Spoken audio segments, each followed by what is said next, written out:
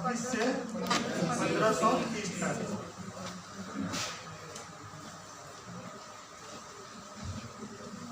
इसके 4 लड़के होते हैं, हुमायूं, कामरान, अस्करी और हिंदाल। हुमायूं को अपना उत्तराधिकारी नियुक्त करता है। हुमायूं का कार्यकाल कब से है? 1530 से 1556। हाँ, कब से है? 56।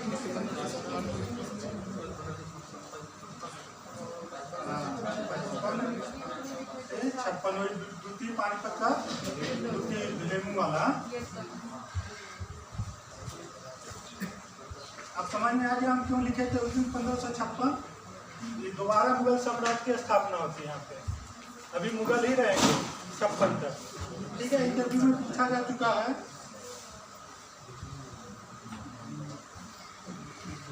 तीसरा कौन शासक होता है?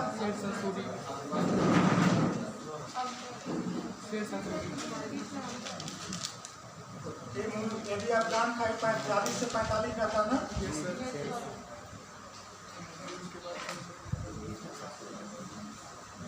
हुमायूं का लड़का अकबर,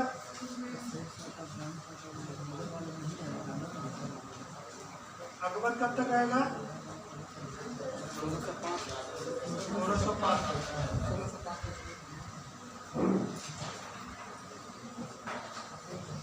अकबर के बाद कौन आता है? जहांगीर।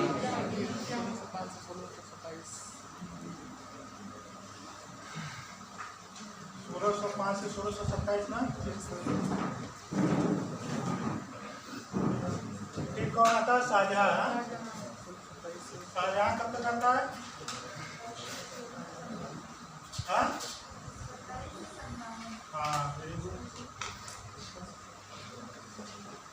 डेट नहीं याद है क्या आप लोग को? हाँ, फिर औरंगजेब आता है 1707 तक रहेगा 57।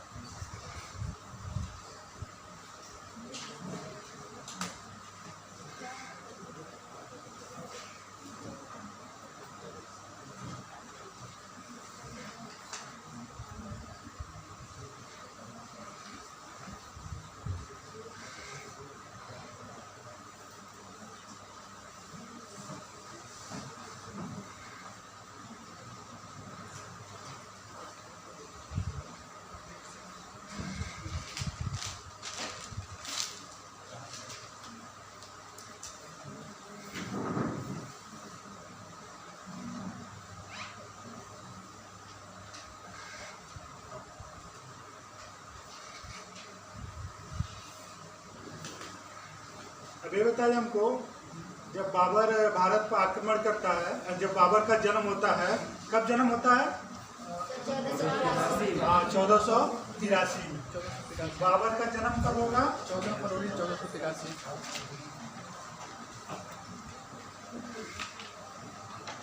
नोट कर लिया आप लोग? एक जगह नोट कर लीजिएगा। 1483 में जन्म होता है। उस समय किसका शासन रहता है दिल्ली पे?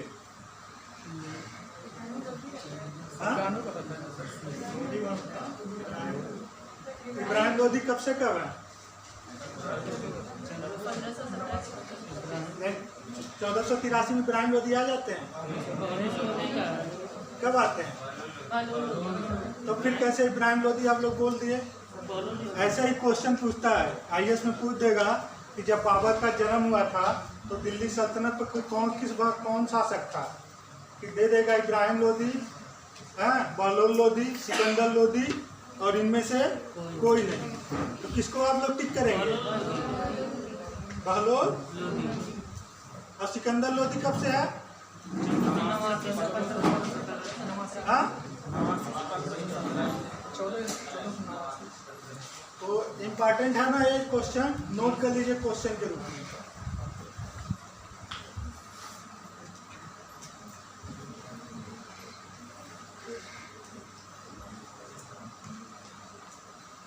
क्वेश्चन समझ में आ गया कि नहीं आप लोग को? जी सर। सभी लोग को क्वेश्चन समझ में आ गया ना? क्वेश्चन था, जब बाबर का जन्म होता है तो उस समय दिल्ली सल्तनत में कौन शासक था? इब्राहिम लोदी, सिकंदर लोदी, बहलोल लोदी, इनमें से कोई नहीं।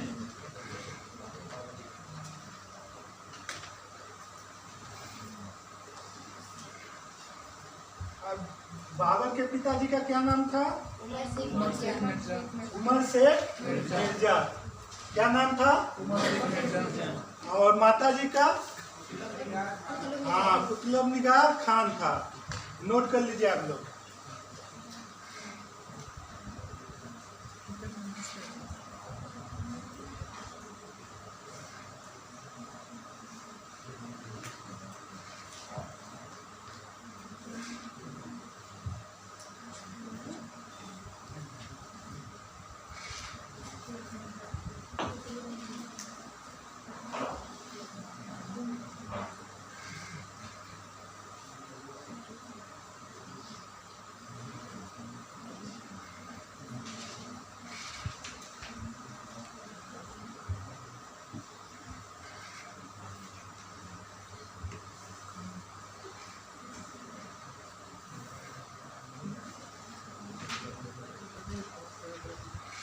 चंगेज खान का नाम आप लोग सुने थे? जी सर। किसके काल में? हाँ?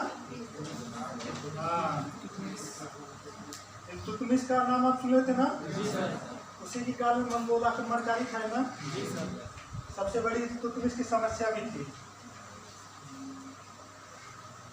वास्तविक संस्थापक था ना दिल्ली का? जी सर। एकता व्यवस्था लाया था। ये सब काम करता है।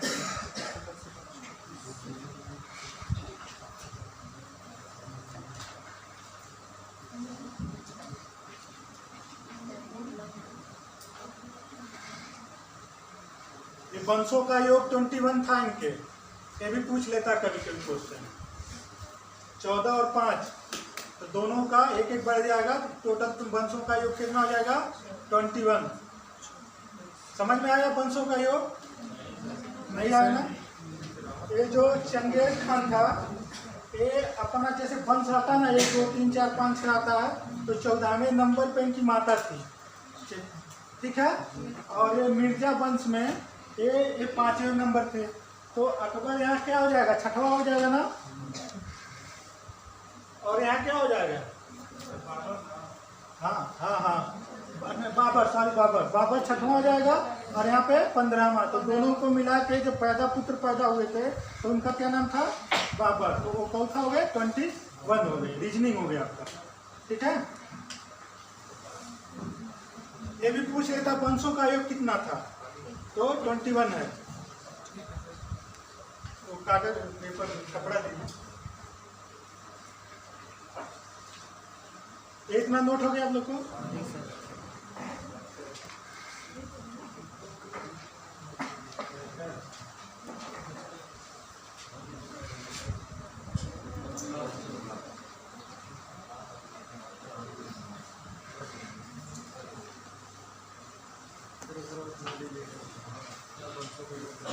सभी लोग नोट कर लिए ना?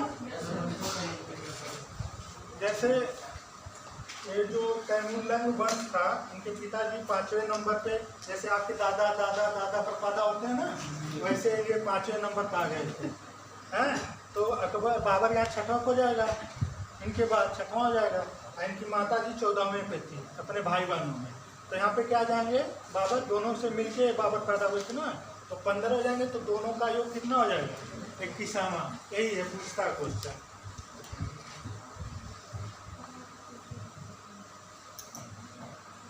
सभी लोग नोट कर लिए हैं?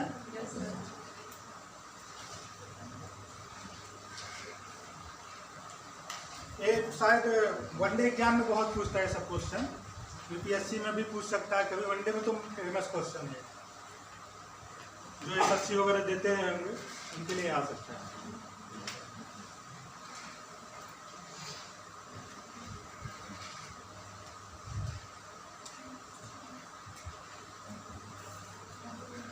नोट कर लिए सभी लोग?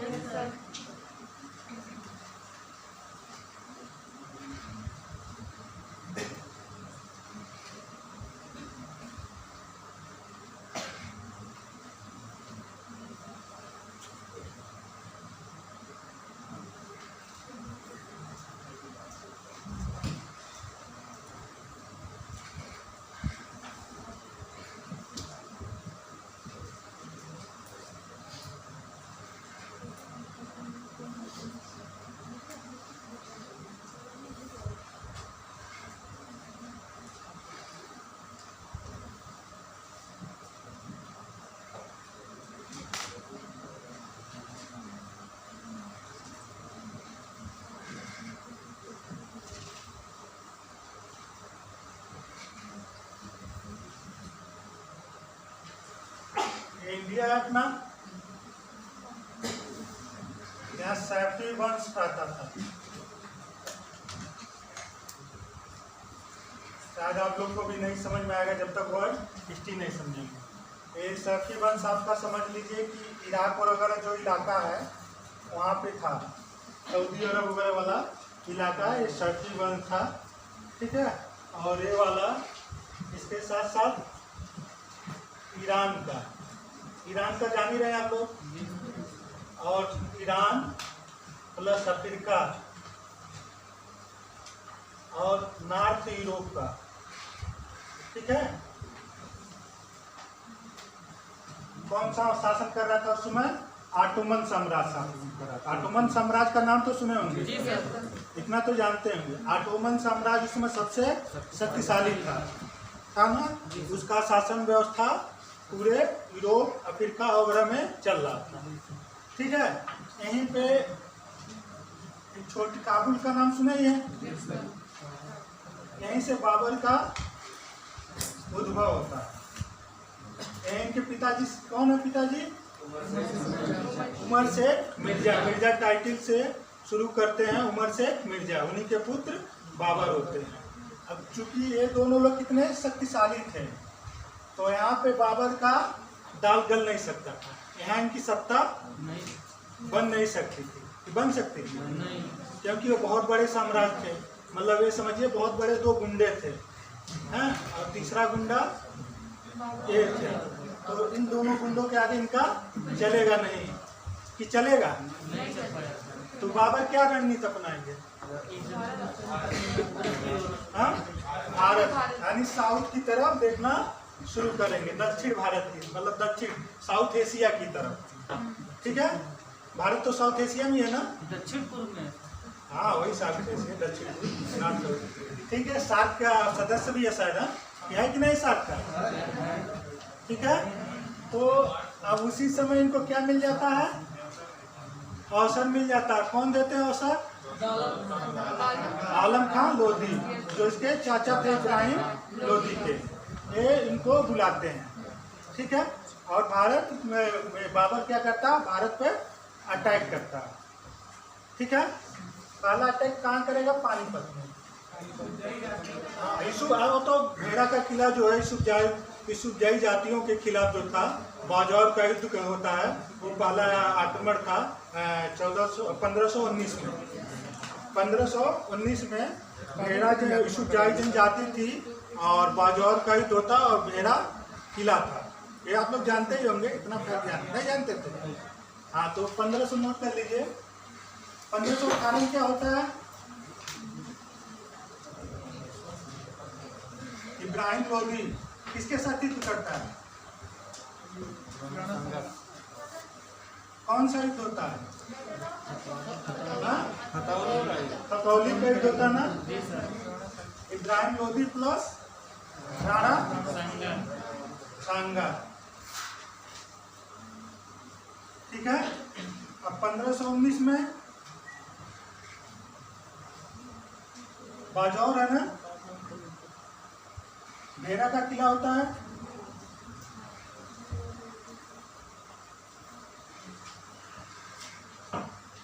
यहाँ कौन सी जनजाति रहती है? जो हामिद करजई किस जनजाति से? हामिद करजई का नाम आप लोग सुने हैं? हाँ, ठीक है। यूसुफजाई जनजाति थी।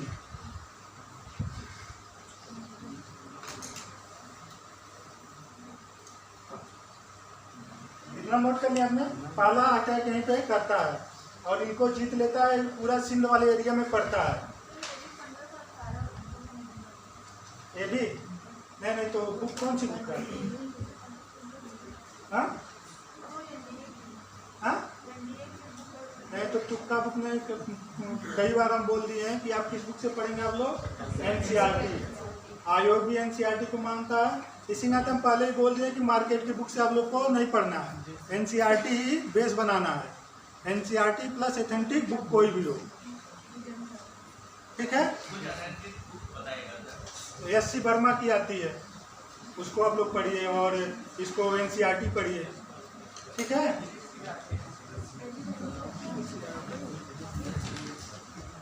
तो ये पूरा काबुल वाला एरिया जीत जाता है, सिंध में पड़ता ना ये, तो यहाँ पे बाबर की क्या विजय होती है।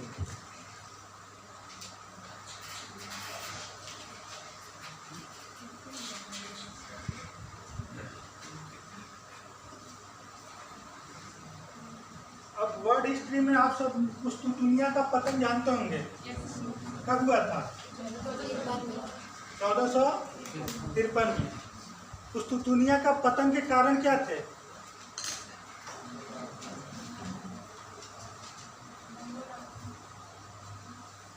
कोई बताएगा? आप बताएंगे? और कोई? वर्ल्ड हिस्ट्री किसी का नहीं है इसमें? वर्ल्ड हिस्ट्री किसी का है? चलिए बाद में जब पढ़ेंगे वर्ल्ड हिस्ट्री मेंस में तो बताएंगे। हाँ?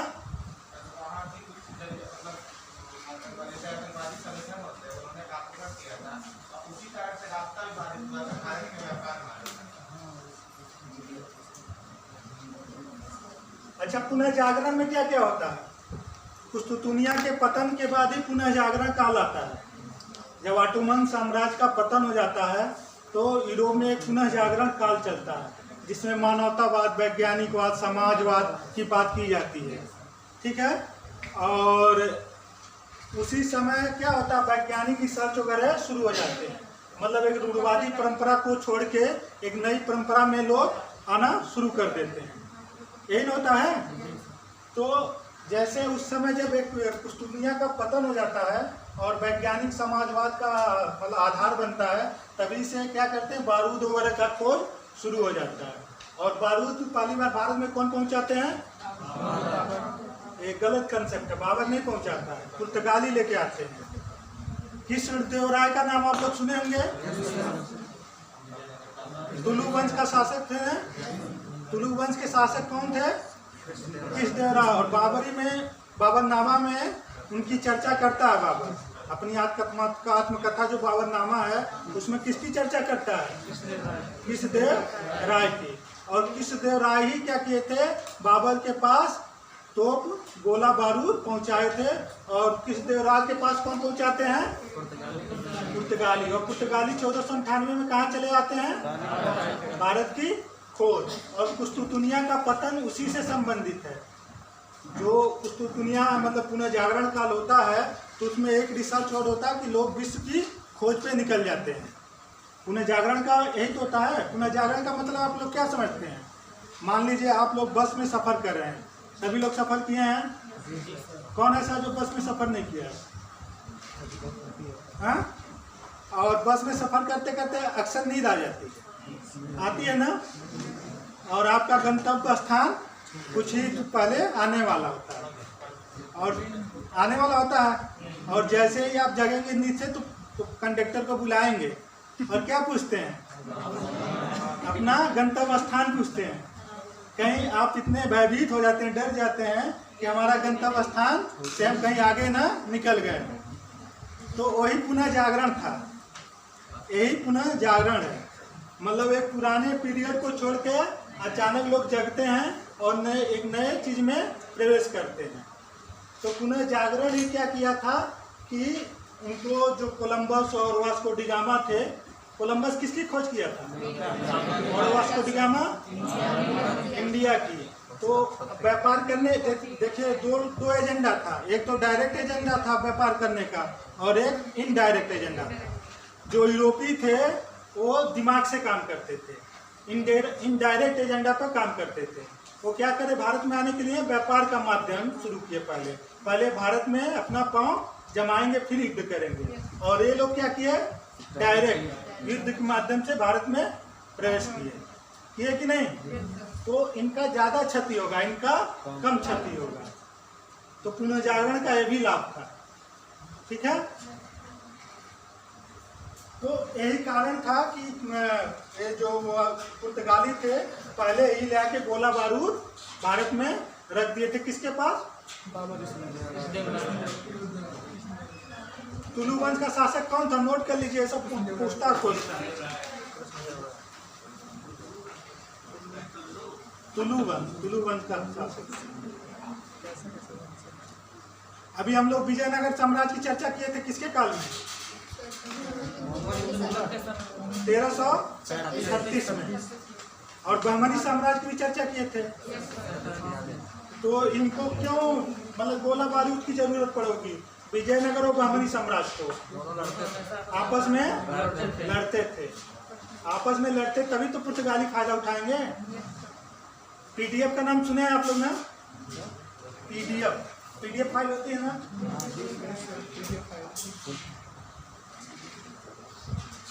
इसका क्या अर्थ है? आप कौन बताए हैं? क्या बोल रहे हैं? हाँ?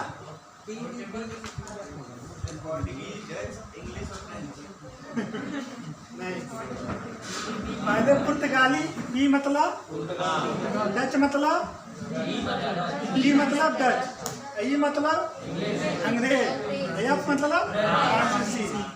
तो एक क्रम था ना आने का इनका भारत में प्रवेश करने का, तो इसी को पीडीएफ फाइल बोलते हैं। नोट कर लीजिए इसको।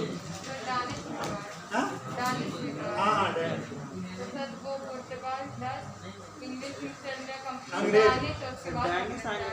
हाँ तो डैनिश बीच में डाल लीजिएगा। हाँ हाँ, मतलब यही क्रम पूछता है, यही चारों लोग का आने का। डैनिश का बहुत कम पूछता है। ठीक है।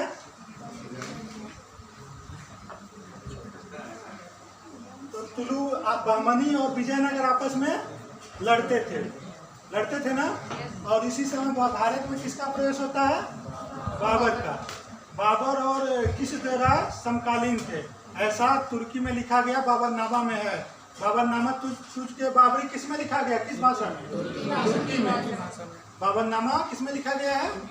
और ये बाबर की आत्मकथा है। ये सब आप लोग जानते हैं ना?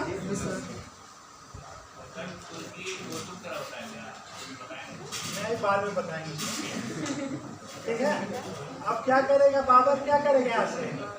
यहाँ से दिल्ली पर अटैक करेगा। हाँ? पानीपत का प्रथम युद्ध होता है 21 अप्रैल 1526 को। पानीपत का प्रथम युद्ध होगा ना?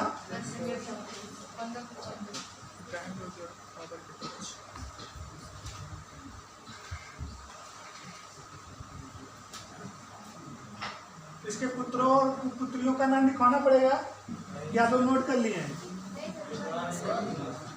इसके 4 पुत्र हुए थे, नोट कर लीजिए। क्या नाम था पहले का? हुमायूं। दूसरा अस्करी। तीसरा कामरान। और चौथा? हाँ, अब नोट कर लिए सभी लोग?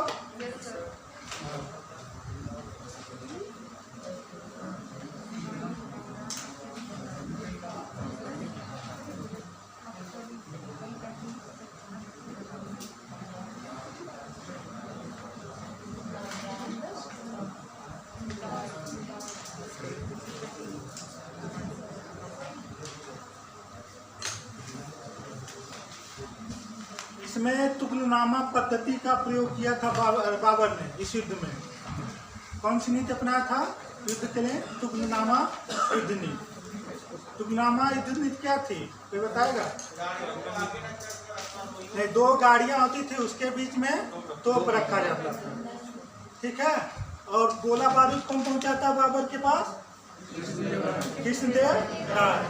आइए,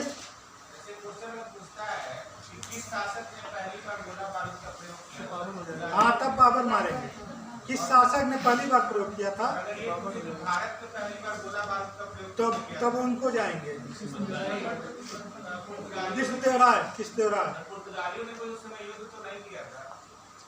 व्यापार करते थे। 1498 में कौन आ जाता है?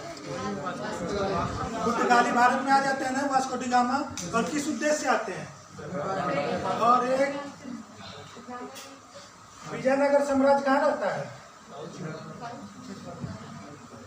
यही रहता है ना, बहमनी।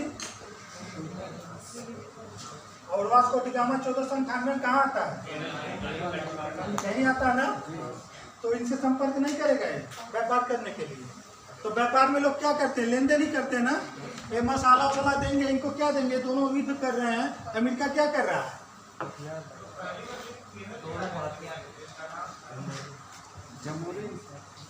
जमहूरियन के काल में आए थे, लेकिन ये विजयनगर और ब्राह्मणी साम्राज्य को यही पुर्तगाली ही गोला बारूद दिए थे, ठीक है, और मसाला दिए थे। तो यही बात, क्या हमें क्या जरूरत थी, युद्ध करेंगे, मान लीजिए अमेरिका है तो हमको क्या ज़्यादा देता है, हथियार ही देता है ना। और पुर्तगाली को यहाँ पार्ट बनाना ही था, इन दोनों लड़ेंगे तभी तो यहाँ पे एंट्री करेंगे। हाँ, आप पढ़ते नहीं है क्या एनसीईआरटी? एनसीईआरटी आप निकालिए और अभी पढ़िए। एनसीईआरटी है आपके पास तो उसको कभी पढ़े हैं आप? ले आइए, हमें दिखाइए, पढ़े हैं, कल ले आके दिखाइएगा आप। तो उस बाबर नामा में साफ बाबर खुद लिखा है कि वो कृष्णदेवराय के समकालीन था। हाँ, नहीं, भारत में पहली बार गोला बारूद प्रयोग बाबर करे, लेकिन जो भारत में गोला बारूद आ गया था इनके साम्राज्य में आ गया था। हाँ, प्रयोग जैसे युद्ध में कौन प्रयोग करेगा, हम वही तो कह रहे हैं, बाबर करता है। युद्ध में गोला बारूद 1526 में पानीपत के युद्ध में पहली बार बाबर करता है। लेकिन ये नहीं है कि बाबर लेके आया था, वहां से लेके नहीं आया था बाबर, पुर्तगाली इनको दिए थे। समझ में आ गया? बाबर वहां से कैसे लेकर आएगा, यहाँ तो है नहीं, काबुल जानते हैं कैसे आना है और फिर युद्ध करना है। तो पहले दौलत खां, इब्राहिम खान लोदी, क्या नाम था जो बाबर को मतलब वो भेजे थे, आलम खां लोदी, ये सब मिले हुए थे बाबर से। ऐसे थोड़ी बाबर अटैक कर दिया, बाबर को पहले अपना एस्टिमेट बनाया था कि हमें कैसे कहाँ पे कैसे अटैक करना है। चीन की तरह, चीन को जानते हैं आप लोग कि नहीं? चीन की तरह इब्राहिम लोदी भी क्या करता था, जो उतने राज्य थे सबके साथ अड़ंगा लगाया हुआ था, और लगभग सारे राज्य स्वतंत्र हो चुके थे इसके काल में। यहाँ से यहाँ का सब स्वतंत्र थे, बस यही वाला इलाका बचा हुआ था इब्राहिम लोदी के पास। मैक्सिमम राज्य अपने आप को स्वतंत्र कर लिए थे। समझ में आ गया आप लोग को? मतलब जो क्वेश्चन आएगा 21 अप्रैल 1526 पानीपत का प्रथम युद्ध, इसको ध्यान रखिए, इसमें डेट पूछता है, ठीक है। और किसके बीच हुआ था? इब्राहिम लोदी बाबर। और तोपची कौन थे? हाँ, तोपची का नाम लिख लीजिएगा, इसके दो तोपची थे, उस्ताद अली और मुस्तफा खान।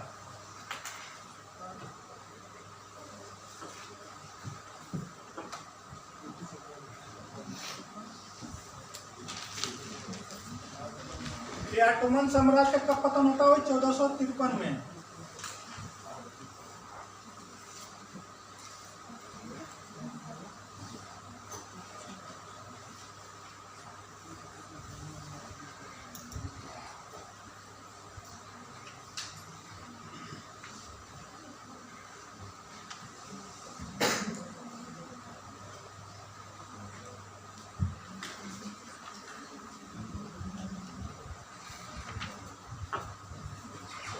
अभी तक समझ में?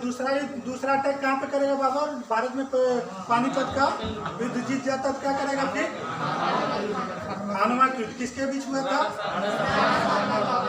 और राणा संगा इब्राहिम लोदी का कौन युद्ध हुआ था? हाँ, कौन सा? हाँ, तो दोनों के बीच विवाद चल रहा था ना। दोनों जब पानीपत का युद्ध हुआ था तो एक दूसरे का सहयोग किए होंगे? नहीं किए थे ना। और बाबर क्या किया, इसी का फायदा उठाया और तुरंत एक ही साल के बाद खानवा का युद्ध हो जाता है और बाबर जीत जाता है। और कौन मारा जाता है? राणा संगा मारा नहीं जाता, मतलब आत्महत्या कर लेते हैं, ठीक है।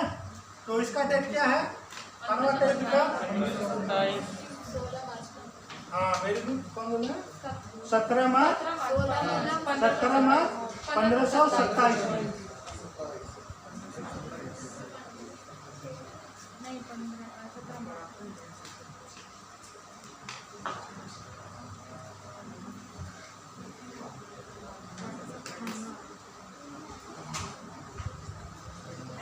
याद कर लीजिए, एक डेट आता है इसमें मिलाने के लिए, डेट के साथ एक क्वेश्चन आता है, ठीक है। हाँ, जिहाद की यहीं पे घोषणा की। जिहाद का अर्थ क्या होता है? धर्म की रक्षा करने वाला। यहीं पे जिहाद का नारा दिया था उसने, ठीक। हाँ, उसमें कैलेंडर की उपाधि मिली थी जब सिक्का बंटवाया था। ये तो आप सामान्य जानते ही होंगे, कौन कैलेंडर जानते हैं ना, इसको बोला जाता था। और उसी युद्ध में क्या करता है, चांदी का सिक्का देता है, फिर जागीरें देता है, ये सब काम करता है, तो उसी के नाते उसे कैलेंडर की उपाधि दी जाती है। इतना तो आप लोग इतिहास जानते ही हैं हमारे ख्याल से। आप भी एक इंटरव्यू प्रोसेस से आए हैं ना, तो इतना तो आपके पास नॉलेज होगा ही, ठीक है। फिर तीसरा युद्ध कौन लड़ता है? चंदेरी मेदिनी राय के खिलाफ। हाँ, चंदेरी कहाँ? एमपी में था। एमपी में था ना।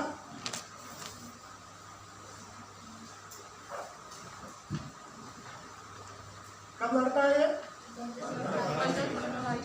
हाँ, डेट 29 जनवरी है।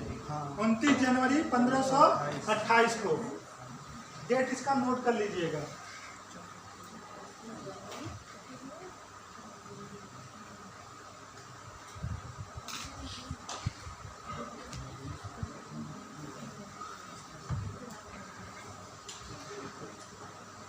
फिर कौन युद्ध लड़ेगा? घाघरा का युद्ध, ठीक है। और पूरे भारत पर इसका क्या हो जाता है?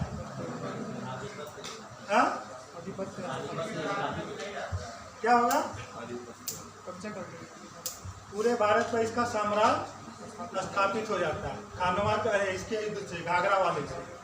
और घाघरा का युद्ध कब लड़ता है? 6 मई है। 5 मई दिया है, कहीं कहीं 6, कहीं 5 देता है। 5 मई एनसीईआरटी में 5 मई दिया है, एनसीईआरटी में 6 मई दिया होगा। हाँ, तो इसी नाते एनसीईआरटी पेज बनाइएगा आप लोग, एनसीईआरटी जरूर पढ़िए। 6 मई कब लड़ेगा? 1529 में, ठीक है। अब क्वेश्चन पूछेगा ऐसे ही, इतना क्लियर होगा सबका ना?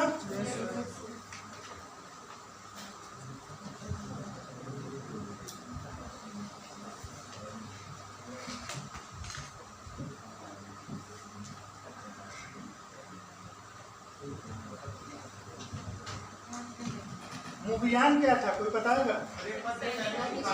हाँ,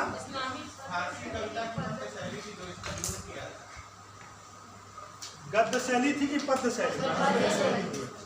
हाँ, आईएएस में आया शायद क्वेश्चन ना।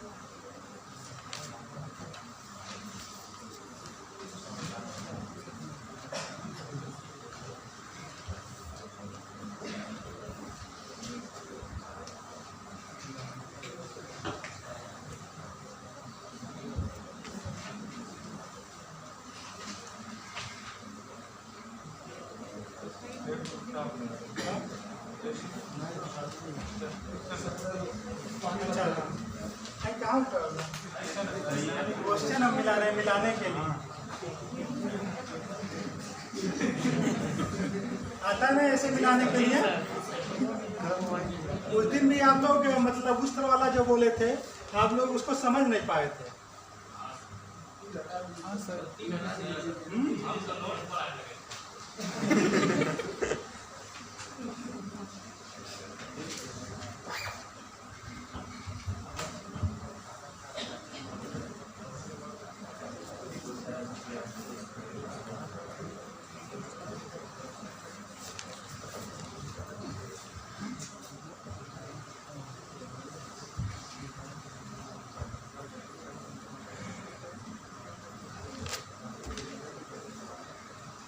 बताइए इसको कैसे मिलाएंगे, कौन से इसको यहाँ मिला देंगे और खानवा का ईद और घाघरा का ईद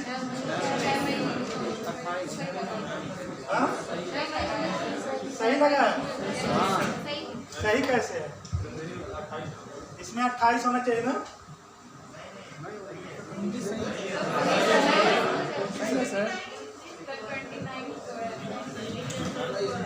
घाघरा का 29 में होगा, ठीक है।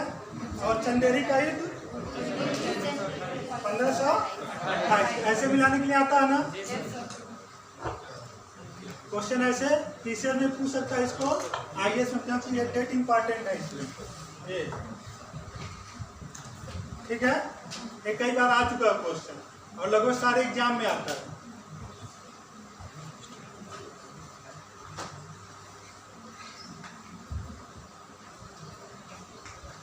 और बाबर में क्या हो रहा है, छूट रहा है?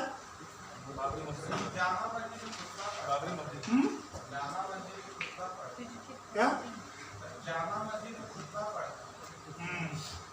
बाबर में साइंस एंड टेक यहीं से स्टार्ट हो जाता है। ये साइंस एंड टेक्नोलॉजी पर ज़्यादा जोर देता है।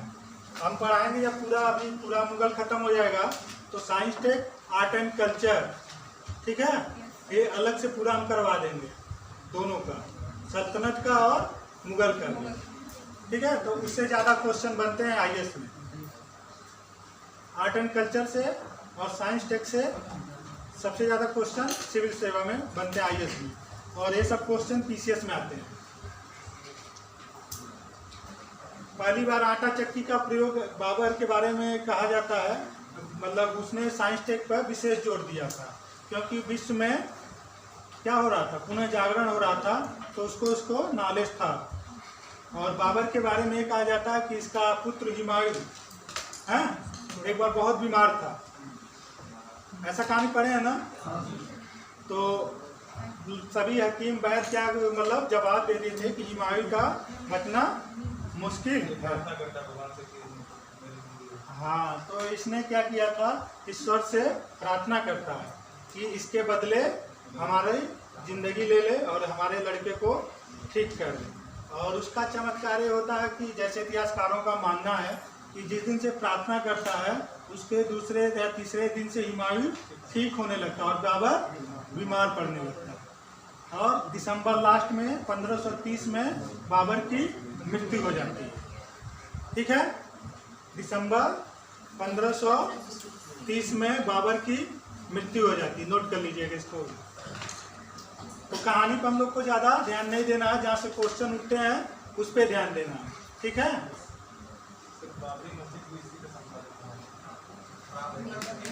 मीर बाकी,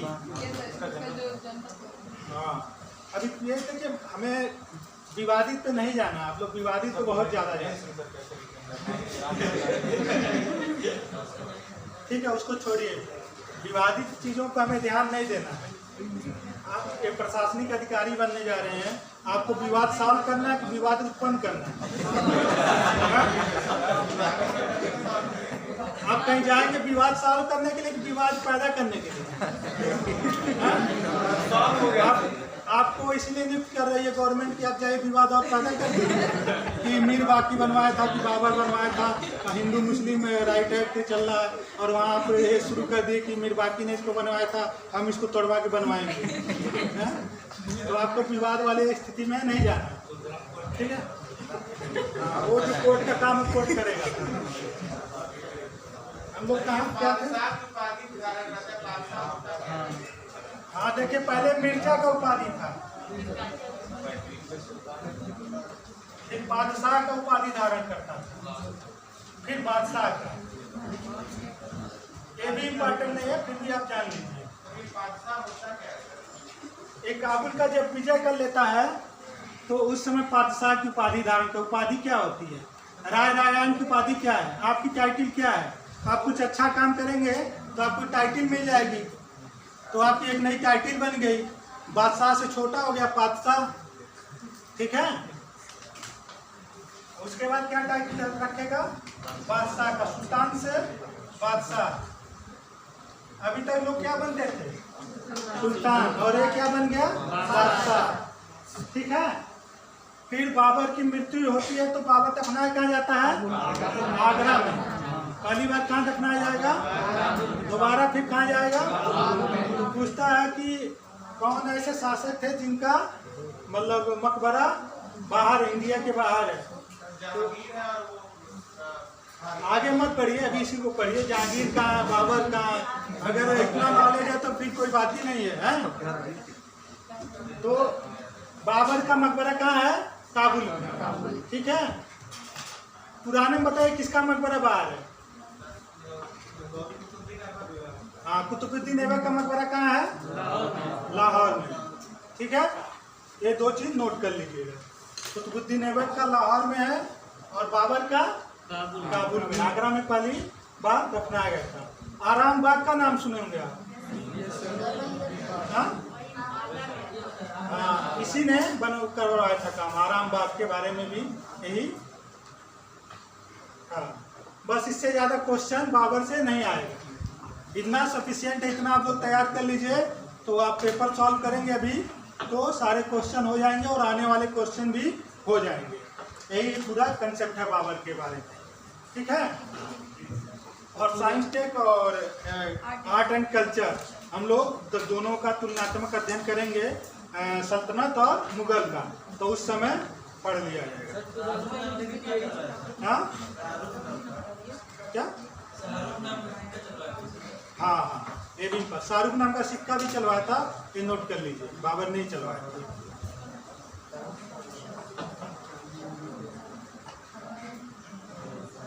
ये अच्छा क्वेश्चन था, शाहरुख नाम का सिक्का चलवाया था।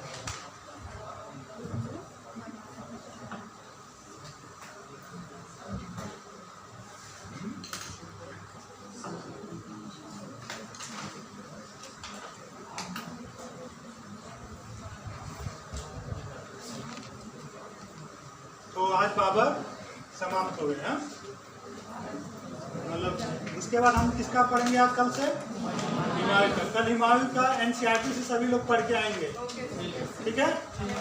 और इसका क्वेश्चन करके आएंगे, जो भी आईएएस और पीसीएस में आया हुआ क्वेश्चन है उसको सॉल्व करके आएंगे, और जहाँ भी फंसता है क्वेश्चन लेके आएंगे।